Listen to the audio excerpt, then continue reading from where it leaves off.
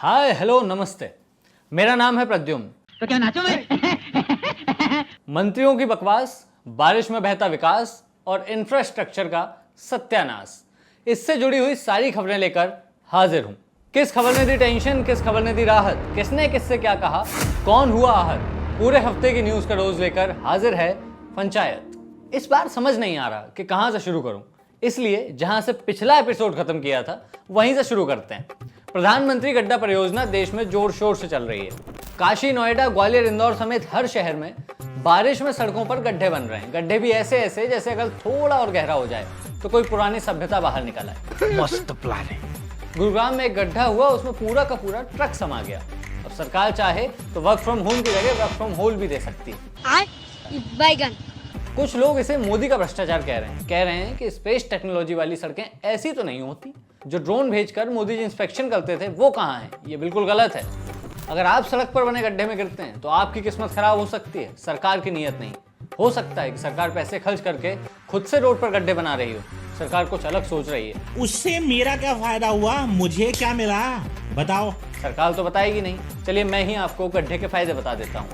सबसे पहला तो ये है कि इससे ट्रैफिक कंट्रोल होता है। सड़क पर गड्ढे होंगे तो गाड़ियां कम चलेंगी, ना गाड़ियां चलेंगी ना जाम लगेगा, और ओवर स्पीडिंग का तो सवाल ही नहीं उठता है। दूसरा, रेन वाटर हार्वेस्टिंग। हर बार बारिश का पानी बेकार चला जाता था। इस बार सरकार ने कहा कि गड्ढों में पानी जमा किया जाएगा, उससे हम रेन वाटर हार्वेस्टिंग करेंगे।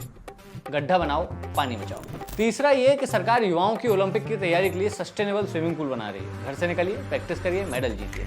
समझते नहीं हैं आप, सरकार का मास्टर स्ट्रोक है आम के आम, गुठलियों के दाम। कैसे कैसे लोग रहते हैं यार यहाँ पर। अब आप सोच रहे होंगे कि आखिर सरकार के पास इतना दिमाग कहां से आ रहा है। मैं बताता हूँ। जब सरकारी अफसर 1 घंटे की मीटिंग में 13 किलो ड्राई फ्रूट और 2 किलो घी खाएंगे तो इतना दिमाग तो लाएंगे ही। मध्य प्रदेश के शहडोल में जल गंगा अभियान का कार्यक्रम था। 1 घंटे में अफसरों ने 13 किलो काजू, बादाम, किशमिश खा लिए। बिल 24,000 का आया।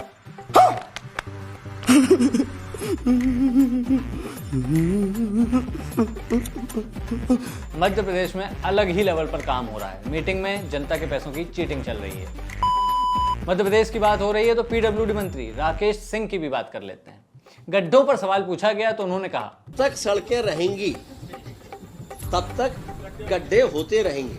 समझ रहे हैं ना, एकदम सीधी बात, केवल बकवास। चुप रहना भाई, बंद करना, तेरा बकवास बंद कर अभी। डबल इंजन सरकारों से जिम्मेदारी की बात करना ही बेमानी है। इस हिसाब से निर्मला ताई कहेंगी, पैसे कमाओगे तो टैक्स तो देना ही पड़ेगा। अश्विनी जी कहेंगे, ट्रेन में आओगे तो एक्सीडेंट तो होगा ही, क्योंकि NHAI ने तो पहले ही कह दिया था। लोग सड़क पर निकलेंगे तो जाम तो लगेगा ही। माने एकदम ही गजब खेल चल रहा है। इतने तेजस्वी लोग हैं हमारे पास। खैर, खेल से याद आया, एक खेल तो इस वक्त सरकार के साथ भी खेला जा रहा है, और ये खेल देश के फ्लाईओवर खेल रहे हैं। उद्घाटन से पहले ही गिर जा रहे हैं। मतलब कमाल है, इस सरकार ने वो कर दिखाया जो वाकई 70 साल में नहीं हुआ। उद्घाटन से पहले ही पुल गिर जाता है। पुरानी फिल्मों में एक गरीब की लड़की हुआ करती थी जो कहती थी, इस बिगड़े लड़के से शादी करने से अच्छा है मैं नस क्यों ना काट लूं। ठीक वैसा ही इस वक्त पुल के साथ हो रहा है। पुल कह रहे हैं कि बीजेपी वालों से उद्घाटन करने से अच्छा है खुद ही बह जाता हूं। बहरहाल, जितने पुल पिछले 2 हफ्तों में गिरे हैं उन्हें देखकर मैं तो यही कहूंगा, इतना तो झुमका नहीं गिरा बरेली के बाजार में जितने पुल गिर चुके हैं मोदी की सरकार में। बाकी पुल कितने ही क्यों ना गिरे, लेकिन गिरने के मामले में बीजेपी मंत्रियों से ज्यादा नहीं गिर पाएंगे। कंट्रोल कंट्रोल उदय। इन्हें देखिए, यूपी के ऊर्जा मंत्री AK शर्मा एक प्रोग्राम में आए। लोगों ने रोका, पूछा कि इलाके में लाइट 24 घंटे में से सिर्फ 3 घंटे ही आ रही है। मंत्री जी एकदम बौखला गए। ऑन द स्पॉट तुरंत एक्शन ले लिया, अपने दोनों हाथ उठाए और कहा, मामला वहीं से।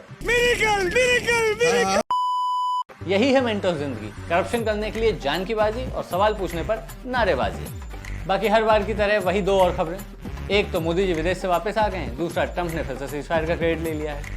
पंचायत आए और ये तो खबरें नहीं आए, ये इम्पॉसिबल सा हो गया है।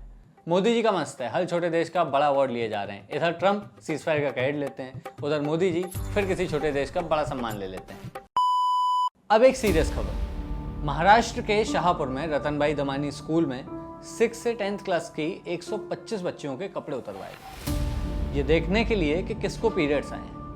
दरअसल स्कूल के वॉशरूम में पानी की कमी के कारण किसी बच्चे ने खून के हाथ दीवार से फेंक, जिसकी तस्वीरें प्रोजेक्टर लगाकर दिखाई गई। परिजनों के प्रदर्शन करने के बाद पुलिस ने एक्शन लिया। ये मनुवादी महिला विरोधी मानसिकता है जो कांग्रेस के बिहार में पैड बांटने पर उभरता की आड़ में फर्जी खबरें फैलाती है और राजस्थान में कांग्रेस की उड़ान योजना जिसमें स्कूल और आंगनबाड़ी में फ्री सैनिटरी पैड दिए जाते थे उसे बंद करवाती है। और अब इसी मानसिकता ने उन 125 बच्चियों को जीवन भर का ट्रॉमा दे दिया। ये मानसिकता एक आदर्श समाज पर कलंक है, इसे बदला जाना चाहिए। बाकी आज के लिए इतना काफ़ी है, अगले एपिसोड में फिर मिलेंगे।